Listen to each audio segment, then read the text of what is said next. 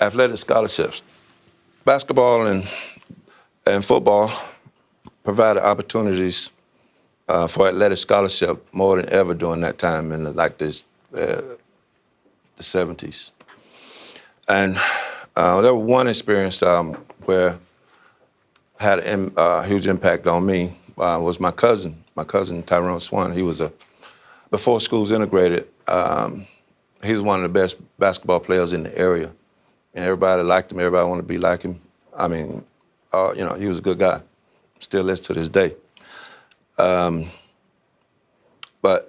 he was offered a scholarship to go to Millersville, Georgia, and at that time, Millersville was kind of taboo for, especially in our community, taboo in regards to they was well known for mental health institutions, and he didn't want to be a part of it. But I said to myself at that time, I'm like, if I ever get good enough to get a scholarship, I'm gonna take it. I don't care where it's at, and I'm going. But fortunately, I had quite a few to choose, quite a few universities to choose from. So, and it was a hard choice to make, but I felt that was a good problem to have, looking back on the situation. When I was 15 years old, I started to get attention from the coaches at my schools, and my father didn't want me to work because he didn't feel like I could make it he didn't want me to play sports because he didn't feel like I could make it in professional sports. But the coaches had a meeting with my father and asked him, they convinced him that I had the potential to be a professional. And they created a job for me at the age of 15 so that I could support myself. I could buy my own clothes. I could do what I want without them giving me money or anything like that. In the 70s, in the early 70s, sports was an important part of my family and the community. I knew at an early age I wanted to play professional sports, be a professional athlete. As a part of social change, some sports people were becoming more prominent than ever, such as Muhammad Ali, Kareem Abdul-Jabbar, and Jim Brown. Those guys, boxing, basketball, American gridiron, they was the best at whatever they came from. And they used their platform for social change, and they supported that. When I was 15 years old, I committed to sports in regards to commitment as like in a relationship. Just like any other relationship, if you don't give it special time, him or her special time or that quality time, somebody gonna get mad and leave. So the sport is no different. If you don't work on your craft, you don't work on the basketball, it will leave you real quick. Which meant that I had to work on it every day. I had to be a leader in practice. I had to be a leader in the games. And demonstrating that performance consistently led to positive outcomes and opportunities for my teammates and I. Especially when growing up in America, where most African Americans didn't get the opportunities that I got through the game. As a key performer, with my team, it brought positive attention toward me and other members. In order to maintain that attention, I had to work hard to continue to share what I could do at the time. Basketball is what I worship. I said, can I get an amen? Amen. Because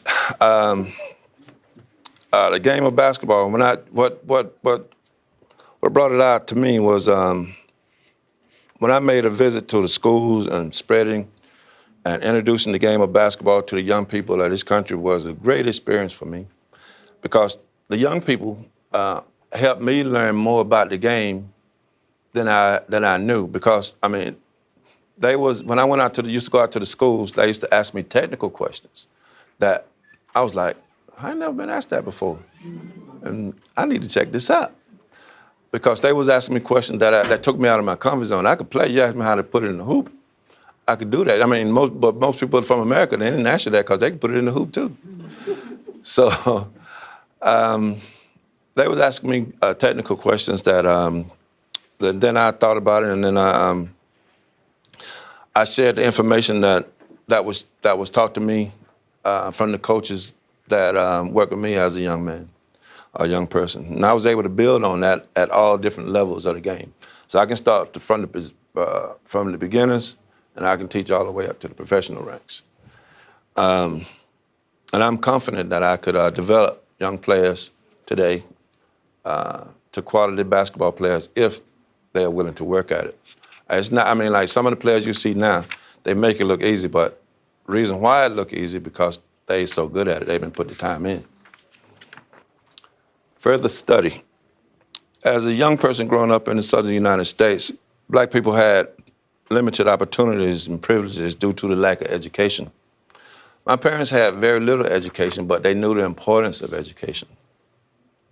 Without a degree, I knew my career opportunities would be limited. I had some jobs I worked that didn't meet my needs in regards to where I wanted to be in 5, 10 years' time, which I wanted to excel, and I knew I had to study. I knew I wanted to work with people, and my sporting skills would be an asset, and I chose to study at Te Wānanga or Aotearoa, and I got a bachelor's degree, a bachelor's social work and bicultural bachelor's degree.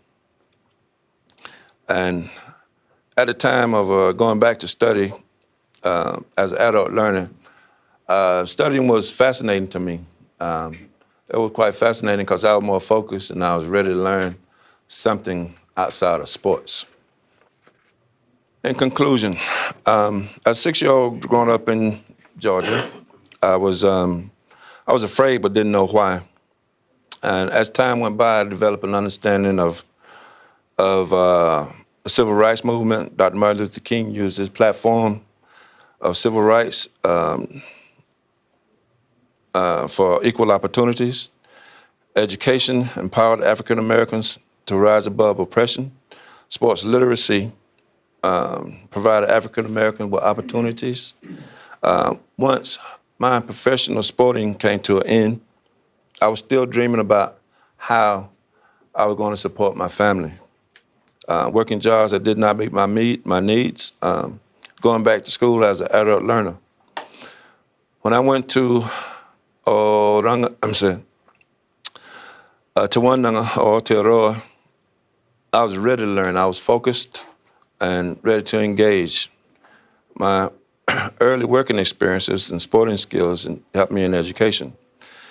It required hard work, discipline, commitment, and dedication. Kia ora, Ben. My name is Pane Tuku. It's nice to meet you today. Nama hara mai.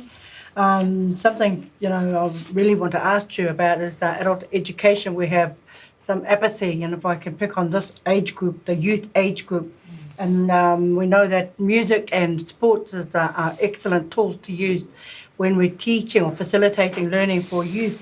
What's happening in Aotearoa is we pick them up, the courses are free, and we even give them lunch. And you sort of think, wow, it's a win-win situation. But some of those learners are not turning up. Some of them are not even getting up out of bed. And so when I hear your story, and just kind of wish, boy, if there was just a little bit of something to happen in their lives for them to want to, if I want to be a panel-beater or carpenter or so forth, something missing. What would you have to say about that, please, Ben? Well,